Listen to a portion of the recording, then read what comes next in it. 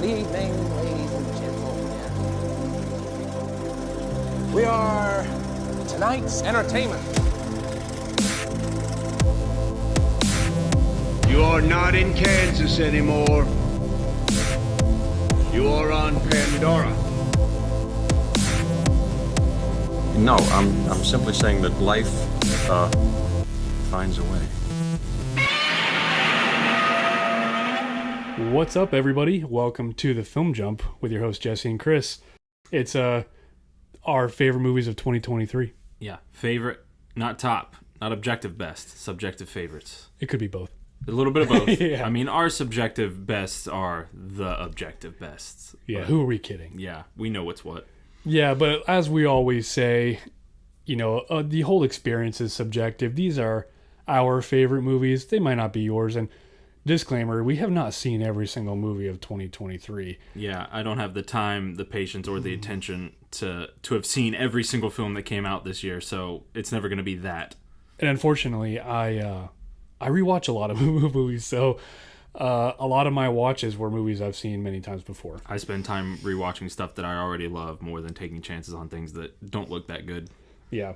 So let's go ahead and jump right into it. You see what I did there? Yeah, very nice. Good pun. Good pun. We're on brand. Yeah. All right, so let's jump right into it. We're only going to do a top 5. And it's not necessarily because we haven't seen enough movies to do a top 10, but we don't really want to waste your time. But we are going to do some honorable mentions first. And Yeah. I'll go first with mine. The first on my list for honorable mentions is Gran Turismo. Okay. Pleasantly surprised with that. I'm not a huge sports movie fan or even like race car, movie fan. There are some great ones out there, Ford versus Ferrari. The one with Chris Hemsworth. I forgot which one that was. Rush. Rush, yeah, thank you. Days of Thunder. There's some really great ones out there, but I'm just not a huge fan. But I was really surprised. Gran Turismo is great. Awesome. And what about in the pantheon of, as far as, because this is a video game movie, but this is one that's actually inspired by a real story. So how does it Loosely based off. I think it's for just sure. title only for the video game because it's more about a kid who plays the video game as opposed to you're not going to adapt a car racing game. Yeah, the kid plays, he's good at it, he gets to go to Gran Turismo Academy, then becomes an actual racer, which is pretty awesome. Which is exactly what happened, but then everything else is kind of whatever. Embellished. Yeah. No, it's really good. I was surprised. It's one of those, the term tonally consistent, very earnest and sincere. Just a very fun watch. Highly recommend. But Blomkamp's first non-sci-fi movie. Yeah. And I think it's actually one of his best movies. Hey, good on it, man. Sometimes you got to do that. You got to kind of prove the bona fides outside the core genre there. So moving on The Covenant. Guy Ritchie's The Covenant. Okay. With Jake Gyllenhaal. Nice. Not a crazy like war movie per se, but another just really earnest, attempt at this story about a translator who saves a soldier's life, and then he kind of flips the script, and then the soldier has to save his life. It's very good. Acting from Jake Gyllenhaal is always on point. Yeah.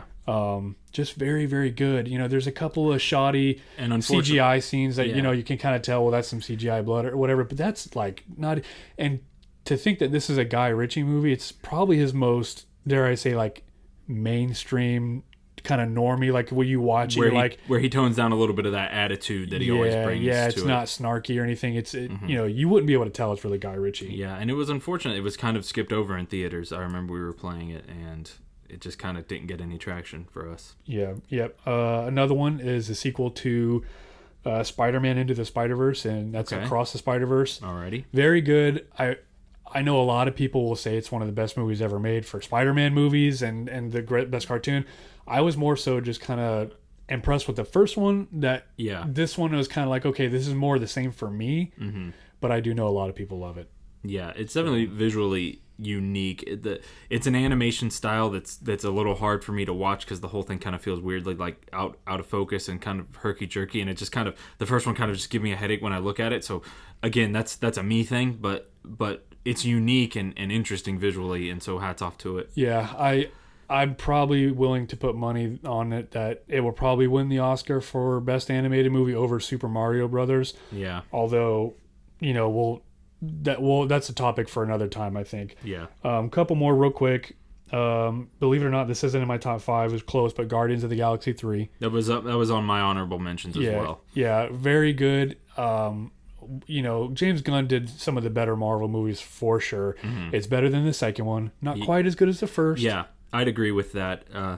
As far as superhero movies this year, I think it's the one that kind of comes out the best, like the best effort, the strongest effort. It feels, because this was going to be made several years ago, and then it was sort of canceled and uncanceled, and so I feel like it's a holdover before a lot of the whatever is not going right with the genre and with DC and Marvel these days. It's making a lot of stuff be very unsatisfying. This was kind of mostly generated in a way that was insulated from that, whether it predates it or just was protected from it. So it doesn't have a lot of that. It feels more like a vintage sort of phase 1, 2, and 3 Marvel movie, and it's a very, very solid conclusion to the Guardians trilogy. A little uneven maybe, but Gunn knows how to deliver a sort of final resolution that is emotional and lands and feels right. So he did a solid job. If it had not been for the Infinity War and Endgame being kind of like mandatory prerequisites for this, I would say it would be like the best Marvel trilogy. But to me, that still goes to Captain America. Yeah, that's the thing, is that people say best MCU trilogy, and the unfortunate thing is that one doesn't really exist because there's no 3 movies that you can pull out on their own and just watch as a trilogy. They all have Avengers films in between them that are, sure, you can skip them, but you are missing crucial details. So it's like there isn't really a proper MCU trilogy that you can even say is the best. Yeah. 2 more for me. One might even be on your 5, but I'm not sure. But the next one was a total sleeper hit for me, Dungeons and Dragons. Okay. Honor Among Thieves. Okay. Hilarious movie. It was a pleasant surprise. Yeah. I mean, all around, I'm sure fans of Dungeons and Dragons probably really, really like it. They seemed to. I just really like it, which is enough. Yeah. Chris Pine, Michelle Rodriguez, it just had me from beginning to end. One of those movies where you see the trailer and it was like, did they just do everything they could to make the trailer feel as generic and simple and kind of cheap and lame? And then you see the movie and it's like, there's so much more kind of flair and personality and stuff going on with this film that they just were not communicating with the marketing. It's like, it's unfortunate because I don't want to say like, oh, it's this hidden gem, but it's so much better than how it looked in the trailers. Yeah, I agree. Last one, and this one barely missed the cut for me, and I'm talking barely. All right. And that's the Super Mario Brothers movie. Okay, that was also in my honorable mentions. Okay. It barely missed my cut as well. So, and I love that movie to death. Yeah, if we were doing a top 10, it would have made it. But for sure. There's not a whole lot to say that hasn't been said as a Mario fan. The animation from Illumination continues to just be very, very good. I know what a lot of the people's complaints are about the movie, and for this one, they kind of just don't bother me at all because it's just, I love it. Chris Pratt does a great job as Mario, which is I wasn't surprised. The entire cast is great. Yeah, I was backing him from the beginning. It's the entire cast delivers a stellar performance. They're not doing the celebrity voices, just doing their voices thing. They're playing characters. They are giving performances, even though their voices are recognizable. It looks like the video game come to life, which is the best thing ever. They didn't try to reinvent the wheel and do some crazy movie version of it. It looks like these things could have been high-end video game cutscenes from any of the games. It captures that spirit. It manages to be this lean, mean 90-minute movie that feels like it touches on all of the benchmarks you would want a Super Mario Bros. Movie to do. There's a little Mario Kart in there. There's a little Smash Brothers in there. There's a little bit of the vintage old style of the video games in there. It gets the spirit and the tone and the aesthetic just so right. Yeah. And as we go on to your honorable mentions and then the list, this was a year for me personally that a lot of the well-made movies that we talk about, like, the Iron Claw, the Maestro, a lot of these movies just didn't hit for me. Yeah. Although I will say I haven't seen the Iron Claw and I really want to. We talked about that before we started recording. Yeah. There's some movies I didn't see, but some just didn't do it for me, like the blockbusters. Well, I don't really say blockbusters. And there are plenty of bad blockbusters this year, too. That's true. Yeah, but there are a few that really shined. So one that definitely isn't on my list. Sorry, not really sorry, but Barbie didn't really make the cut for me. Yeah, Sorry. yeah. Nothing against it. It's the one thing I will give a shout out to it for is that, like Mario, it was a film that knew how to be on brand. Yeah. It's a Barbie movie. It leaned into being a female appealing movie. You've got Margot Robbie in there. You've got Ryan Gosling with his abs. They lean into the pink. They lean into the girly vibes. They lean into that whole thing of our audience is females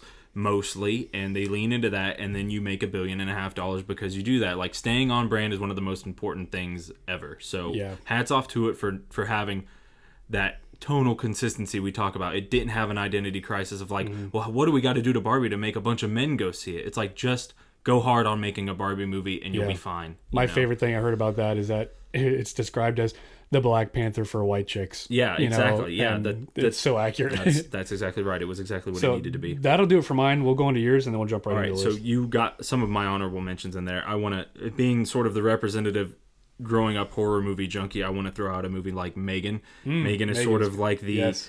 you know, when you watch the Child's Play remake and you think, well, why do they got to remake these movies and make them terrible? Why don't they just change enough and do an original spin on it and do it unique? Megan is sort of like the modern update of the sort of living killer doll concept. It's not high art or high brow or anything, but in terms of like the performance and the concept and just the style of it, it's just a solid sort of B-movie, slasher movie, horror flick. And so I just want to give a shout out to it because that was like a big sleeper hit, surprise hit at the beginning of the year. And it rides that fine line of comedy and horror that works so well. Yeah, they thread the needle pretty well on that. So I wanted to shout out that I one. didn't see the PG-13. I saw the unrated cut on Amazon. The differences are not actually very dramatic, and I think because of the way what they refilmed and changed for the PG-13 cut, I think the unrated version is actually a little shorter because it shows things happening a little quicker and more violently. Yeah. And the PG-13 alternate deaths are sort of muted, but they have a slightly more footage to cut around.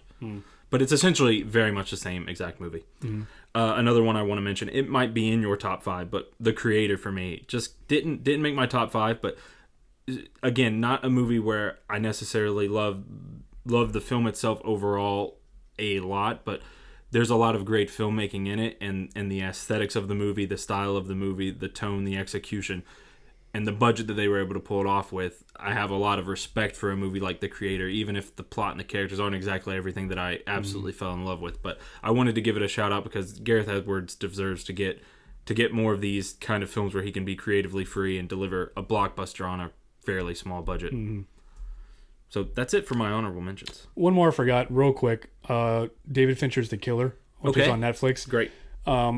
If you watch it from like a logical standpoint, like story wise, like what is this guy doing? Like, you're telling me he didn't plan for this and this happened. There's like plot hole, whatever. The movie is actually very funny. Believe it or not, you're watching it, and spoiler, when he flubs his hit in the beginning, he's sitting there watching his target, watching the building, and he goes to pull the trigger and accidentally shoots what looks like a sex worker or whatever that is dancing in front of the target.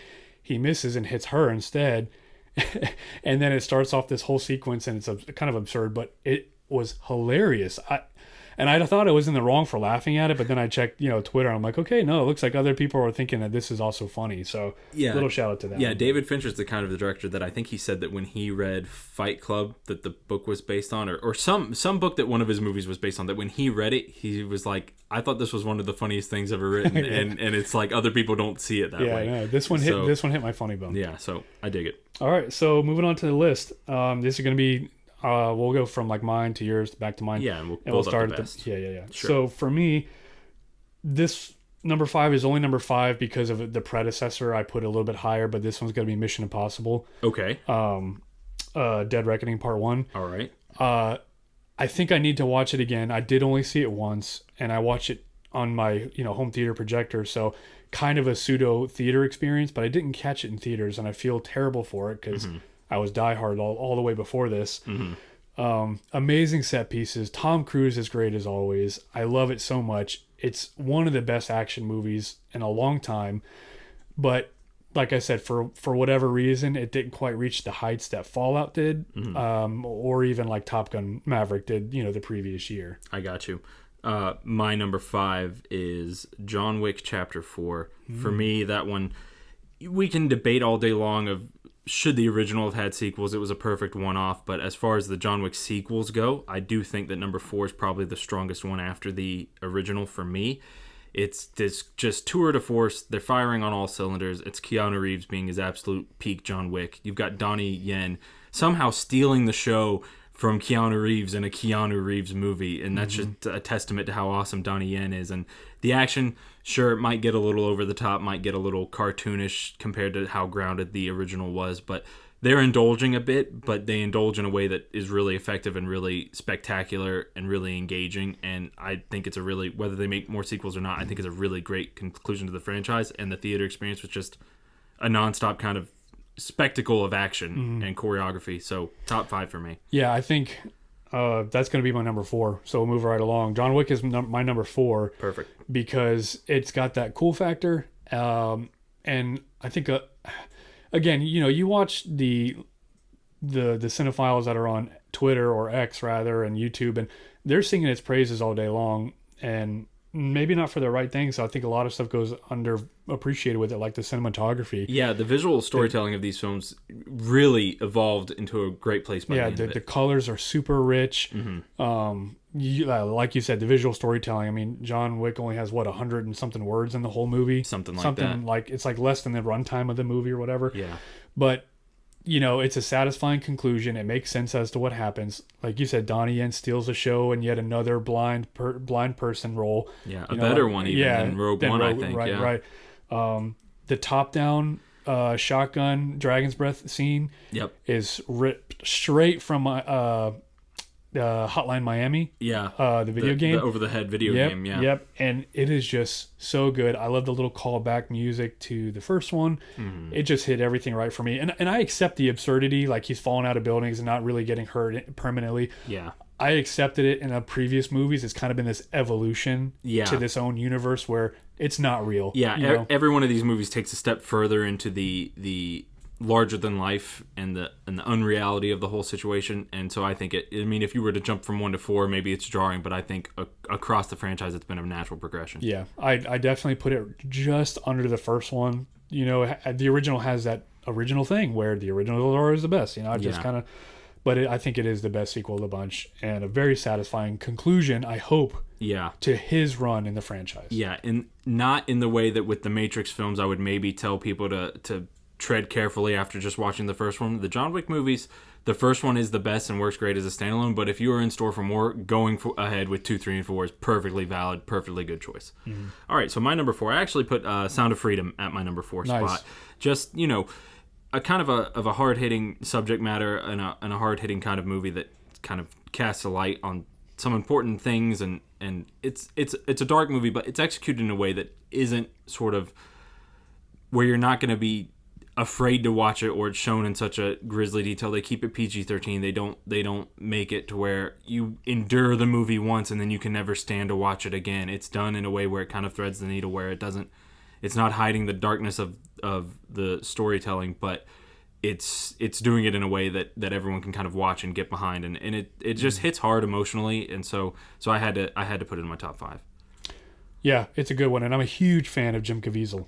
Yeah, and super underrated actor. Yeah, and on a personal level, anytime a movie that's sort of outside Hollywood a little bit, or that Hollywood didn't really want, can come out and strike gold and really do something unique and find a lot of success doing its own thing, I'm always a fan of that. Competition's good. I'm always a fan for alternatives kind of finding their market, so I'm in favor of that. And it was a nice little box office anomaly as well. Yeah.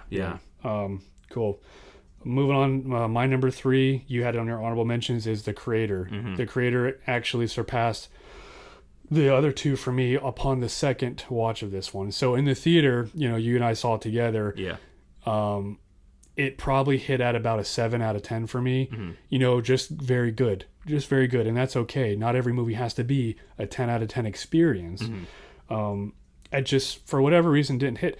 But then when I watched it again, I sat down, no distractions, nothing like that, was able to really just dive into this world and the style that Gareth Edwards brings to it. And just everything about it. A lot of people kind of threw some accusations about, like, oh, well, it shines these people in a lesser light. It might be this or whatever.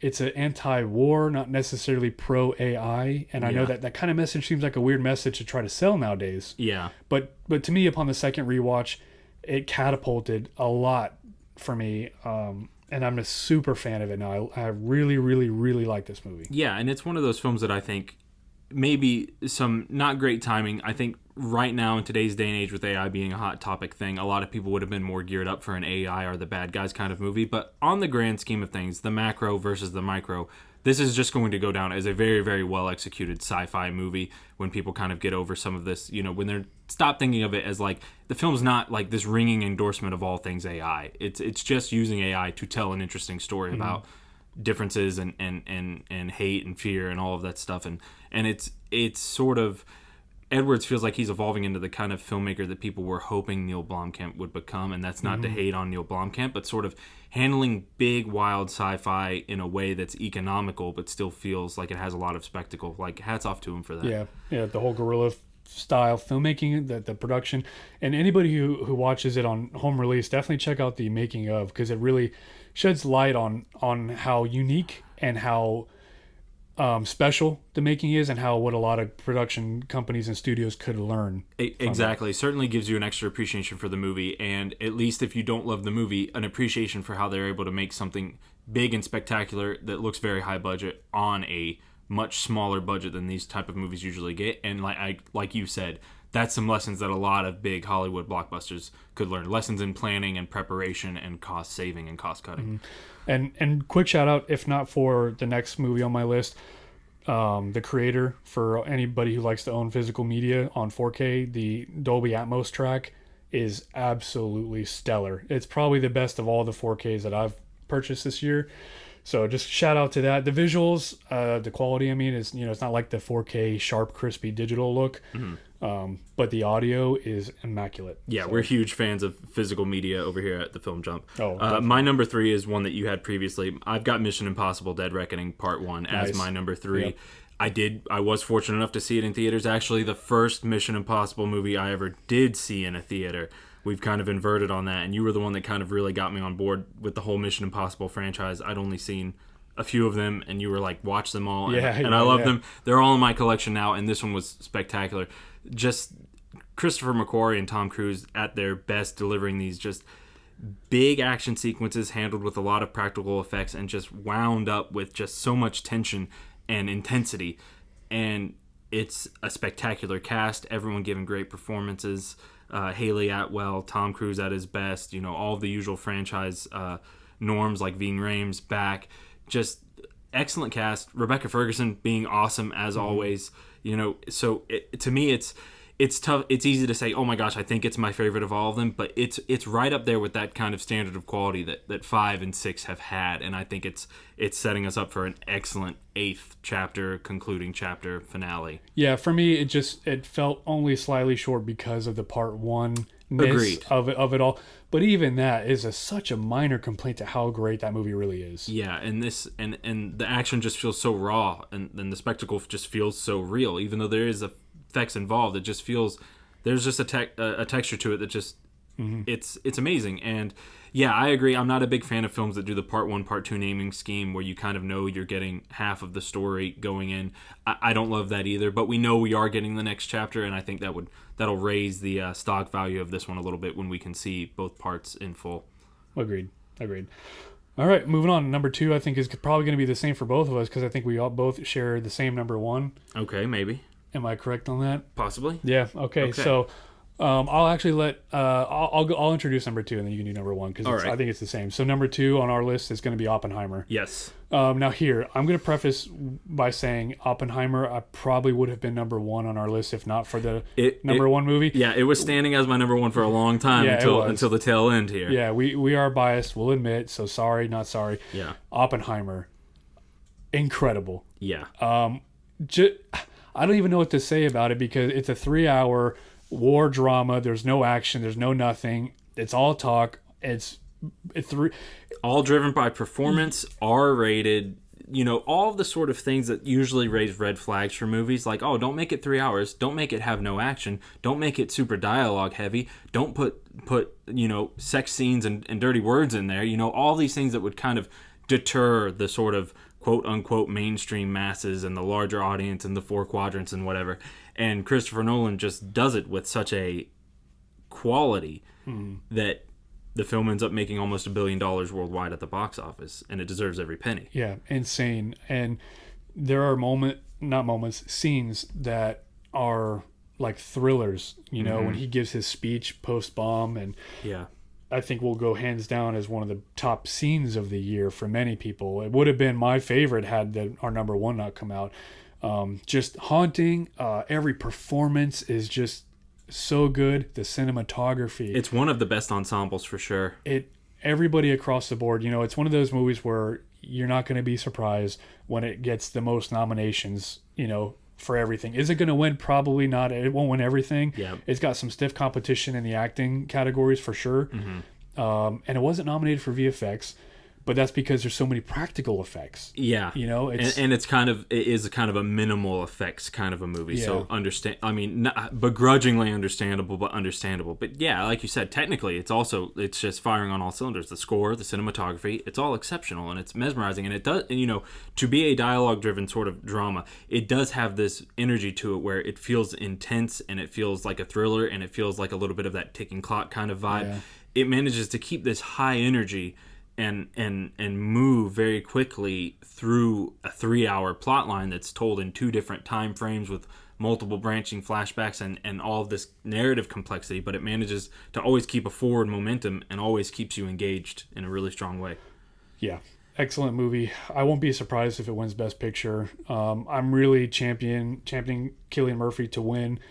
He's got a lot of competition for sure. Indeed, if there's one Oscar that I could sort of force this movie to win, that I could just decide it, I think Cillian Murphy deserves to win Best Actor more than anything. Yeah, I want Nolan to win an Oscar as well. He's long yeah. overdue. He deserves it, but this movie lives and dies on the performance that Murphy gives, and it lives because it was so phenomenal. Yeah, I've been a huge fan of Cillian Murphy for a long time. Perpetually underrated. He seems to finally have come into the light for since Peaky Blinders and now this and in the Batman trilogy. I think he's finally there. He was always in that sort of third from the top kind of a role where he's not the face on the poster and he's not the central person in these big movies. In Dunkirk, he's part of the ensemble. In Inception, he's part of the ensemble.